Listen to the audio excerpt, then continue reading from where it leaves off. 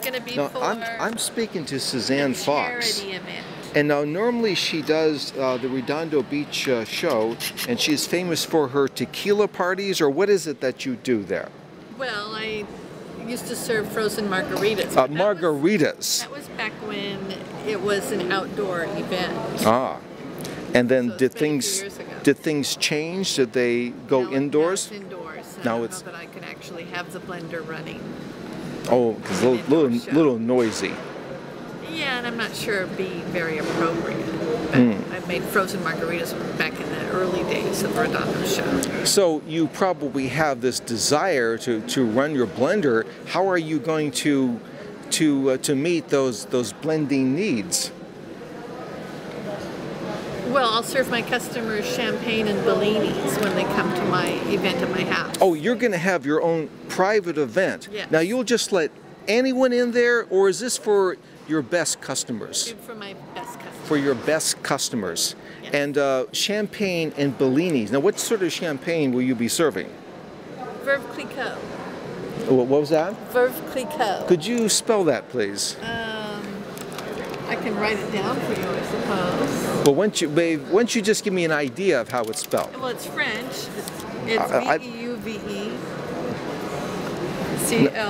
C-L-I-Q-U-O-T. Okay, now say that aloud very slowly.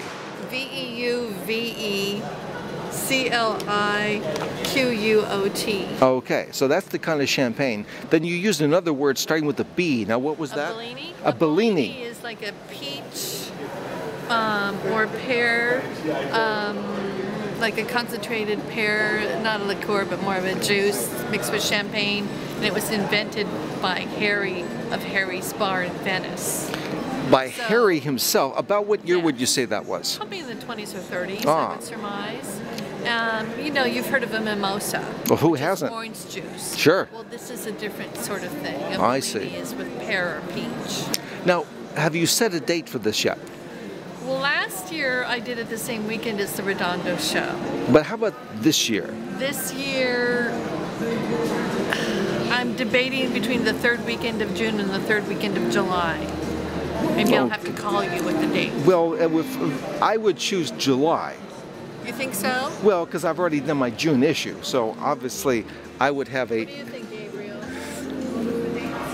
Third weekend of June or the third weekend of July? I mean, it gives you no time to prepare. Yeah, July. Everyone thinks July is better. Well, June is like a lot of stuff going on. oh, there's graduations, and there's fathers, and there's father-in-law's days, stepfather's days, there's all that kind of stuff. Weekend of July. Okay, the third weekend of July. Yes. Okay, and your name is Suzanne Fox, is that Yes. right? And I do also a charity tie-in. A charity, now what charity do Last you year, tie into this? I did for saving the whales, and I donated 10% of the sales proceeds to the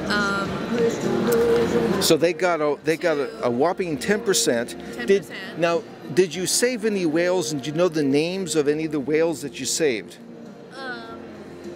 they're not named. Unnamed, What's that whale wars? What's the name of that ship? The Sea Shepherd Society. the Sea Shepherd Society. Yes. Okay, so you're not willing to disclose any specific names of some of the whales that you've saved. Now, do you set them up in nice homes and give them good families, or how do you save a whale? I'm not really sure. You try to keep them away from the Japanese fishermen. Keep them away from Japanese. You don't mind if they take drugs and drop out of school early, is that? You're not worried about that. Just trying to keep them alive. Trying to keep them alive.